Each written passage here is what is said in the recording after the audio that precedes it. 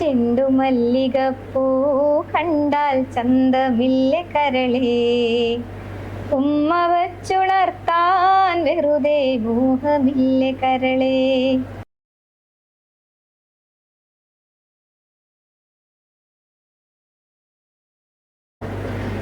ചെണ്ടുമല്ലികപ്പൂ പാടി വളരെ പെട്ടെന്നാണ് മലയാളികളുടെ പ്രിയങ്കരിയായി മാറിയത്. എന്തായിരുന്നു ആ ടേണിംഗ് പോയിന്റ്? ഞാൻ ഇൻസ്റ്റാഗ്രാം വെറുതെ തുടങ്ങിയൊരു റീൽസ് എല്ലാം കാണാൻ വേണ്ടി തുടങ്ങിയതാണ് കൊറോണയുടെ സമയത്ത്. പിന്നെ പാട്ട് പാടി പുറത്തെല്ലാം പോയിട്ട് പാട്ട് പാടിക്കൊണ്ടല്ലോ, പക്ഷെ ഇൻസ്റ്റാഗ്രാമിൽ ഞാൻ പാട്ട് പാടി ഇട്ടുകൊണ്ടുണ്ടായിരുന്നില്ല. അപ്പോൾ പെട്ടെന്ന് ആ പാട്ട് പണ്ടേ പാടിക്കൊണ്ടുണ്ടായിരുന്നു. അങ്ങനെ അതിന് മുമ്പ് ഞാൻ കുറേ പാട്ട് പാടിയിട്ട് ഇൻസ്റ്റാഗ്രാമിൽ പോസ്റ്റ് ചെയ്തതിന്. അപ്പോൾ എന്തോ ആ പാട്ട് ഞാൻ ഒരു ദിവസം പാടി ഇട്ടിട്ട് അപ്പോൾ ഞാൻ ലൈക്കും കാര്യങ്ങളും നോക്കിയിട്ടൊന്നുമില്ല. എനിക്ക് തോന്നുന്നു ആ പാട്ട് ആണുങ്ങൾ പാടിക്കാന്ന് അധികം കേട്ടിട്ടുള്ളത്. ഒരു സമയത്ത് ആണുങ്ങൾ മാത്രമേ ആ പാട്ട് പാടിക്കൊണ്ടേറ്റു. അപ്പോൾ അതൊരു പെൺകുട്ടി പാടി കേൾക്കുമ്പോൾ അതിനൊരു വ്യത്യാസമുണ്ട്, ഒരു വ്യത്യസ്തത കാണുന്നുള്ളത് കൊണ്ടാണ് ആ പാട്ട് ഇഷ്ടപ്പെട്ടത്. ആ പാട്ട് ഇങ്ങനെ എല്ലാവരും ഏറ്റെടുത്തു, എല്ലാവരും അത് പാടാൻ തുടങ്ങി, റീൽസ് ആക്കി ഇടാൻ തുടങ്ങി. അതാണ് ഇപ്പം എന്നെ ഇങ്ങനെല്ലാം ഇരുത്താനുള്ള ഒരു കാരണം. ഏതുതരം പാട്ടുകളാണ് ഇഷ്ടം? നാടൻ പാട്ടുകളോടാണ് കൂടുതൽ ഇഷ്ടം. ഏറ്റവും ഇഷ്ടപ്പെട്ട പാട്ടുകാരൻ എനിക്ക് എല്ലാവരും ഇഷ്ടം. സിനിമ പാട്ട് പാടുന്ന എല്ലാവരും ഇഷ്ടമാണ്, പക്ഷെ എനിക്ക് മണിച്ചേട്ടനെ ഭയങ്കര റിലേറ്റ് ചെയ്യാൻ കഴിയും. നാടൻ പാട്ട് പാടുന്നതുകൊണ്ട് ഭയങ്കര ഇഷ്ടമാണ് മണിച്ചേട്ടന്. സ്കൂൾ പഠിക്കുന്ന കാലത്തൊക്കെ പാട്ട് പാടി? വിദ്യാരംഗം, അങ്ങനെ കലോത്സവം അങ്ങനെ വരുന്ന സമയത്ത് ഞാൻ പാട്ടുപാടലുണ്ടായിരുന്നു. സ്കൂൾ കലോത്സവത്തിൽ മത്സരം? മത്സരത്തിൽ പങ്കെടുക്കും. അപ്പോൾ പാട്ട് മത്സരത്തിനല്ല, നാടകം, ഡാൻസ്, അങ്ങനത്തെ ഗ്രൂപ്പ് ഡാൻസ് അങ്ങനത്തെ എല്ലാം പങ്കെടുക്കല്. പാട്ടിനോട് പക്ഷെ ഇങ്ങനെ അല്ലാണ്ട് നാടൻ പാട്ട് മത്സരത്തിനെല്ലാം പോകുന്നല്ലാണ്ട് ഇപ്പോൾ സംഘഗാനം അല്ലെങ്കിൽ ലളിതഗാനം അങ്ങനത്തെ ഒന്നും ഞാൻ പങ്കെടുത്തോണ്ടുണ്ടായിട്ട. അത് ഇപ്പോൾ ഞാൻ ട്രൂപ്പിൽ പാടാൻ തുടങ്ങിയതിന് ഡിഗ്രി സമയത്ത് ട്രൂപ്പിൽ പാടാൻ തുടങ്ങിയതിന് ശേഷമാണ് ഞാൻ പാട്ടിനോട് കൂടുതലായിട്ട് ഇഷ്ടം കാണിച്ചു തുടങ്ങിയത്. ശാസ്ത്രീയമായിട്ട് സംഗീതം പഠിച്ചിട്ടുണ്ട്? ഇല്ല പഠിച്ചിട്ട്.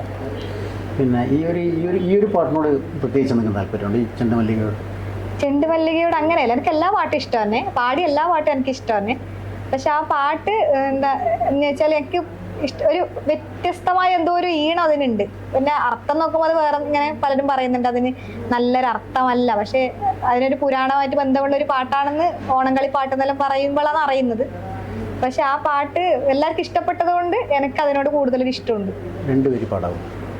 അരളിയിലൊരു കിളി കൊഞ്ചിപ്പാടി അന്നേരം ഒരു സുന്ദരിയാടി, അരവാരന്തക താളം തല്ലി അരമണി കിങ്ങിണി കിളിപ്പാകി, ഇമകളെന്തു ഭംഗി ഇവളുടെ കവിളിനെന്തു കാന്തി, അധരമാം ത്രിമധുരം നുകരാൻ ഭാഗ്യമേകു ഭവതി, ചെണ്ടുമല്ലികപ്പൂ കണ്ടാൽ ചന്തമില്ല കരളേ, ഉമ്മ വച്ചുണർത്താൻ വെറുതെ മോഹമില്ല കരളേ.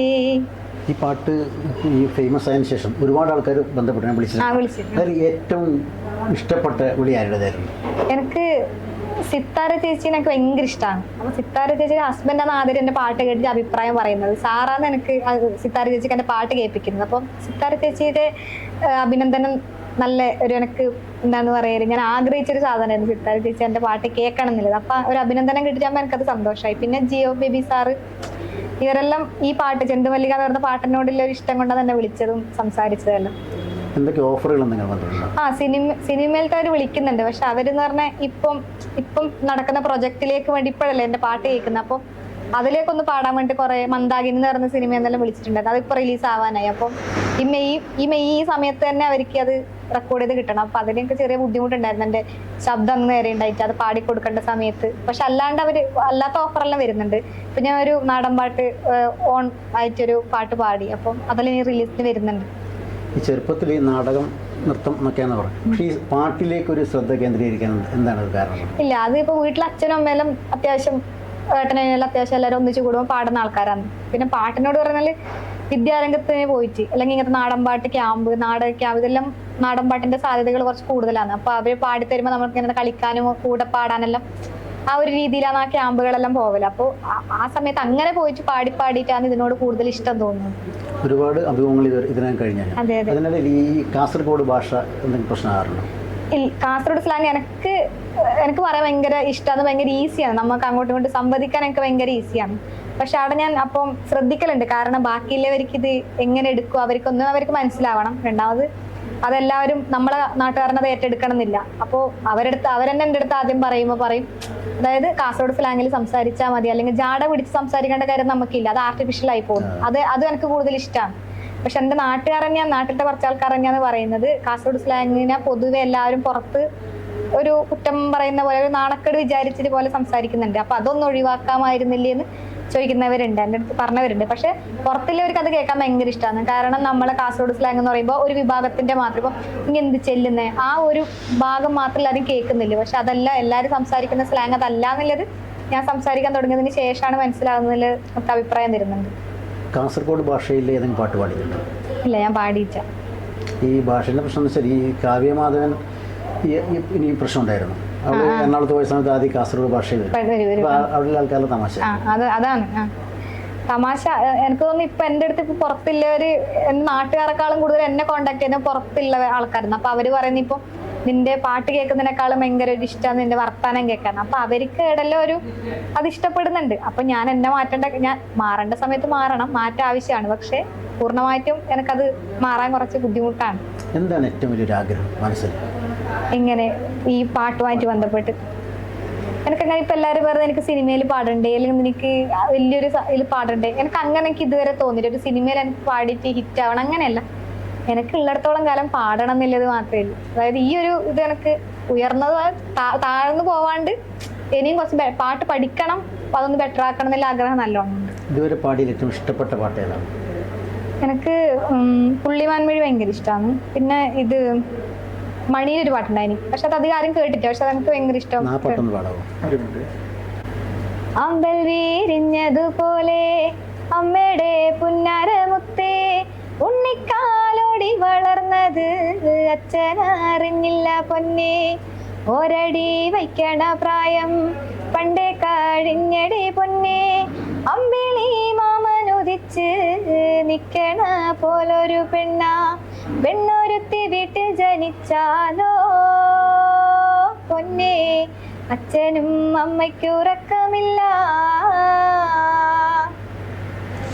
ഏതൊരു അഭിമുഖത്തിൽ പറഞ്ഞു കല്യാണമായി മെയ് 26 കല്യാണം.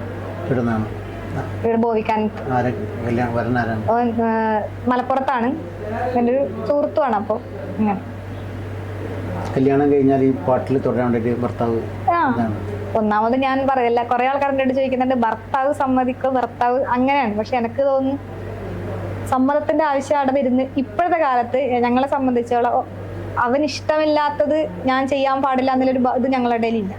എൻ്റെ ഇഷ്ടം എന്താണോ അത് ഞാൻ അങ്ങനെയാണല്ലോ ഇടുന്ന് പോകുന്നത്. അപ്പം ഒരിക്കലും എൻ്റെ ഫ്രീഡം അല്ലെങ്കിൽ നന്ദുവിൻ്റെ സമ്മതം അങ്ങനത്തെ ഒരു വഴക്ക് ഞങ്ങളുടെ ഇടയിൽ വരില്ല.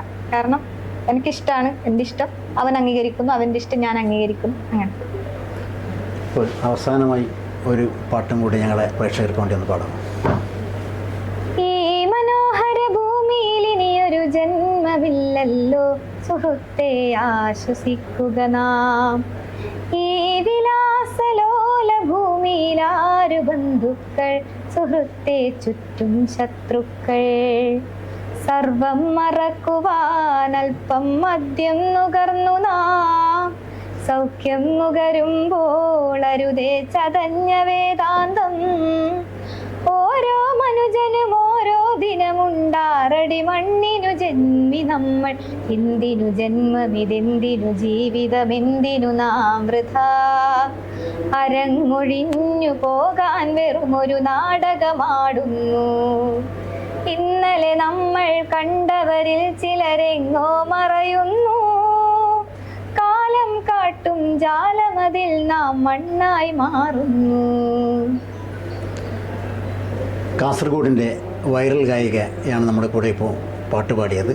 അടുത്ത മാസം വിവാഹമാണ്. ഈ മാസം വിവാഹമാണ്. ടൈംസ് ഓഫ് നോർത്തിൻ്റെ എല്ലാവിധ മംഗളാശംസകളും നേരുന്നു. നന്ദി സർ.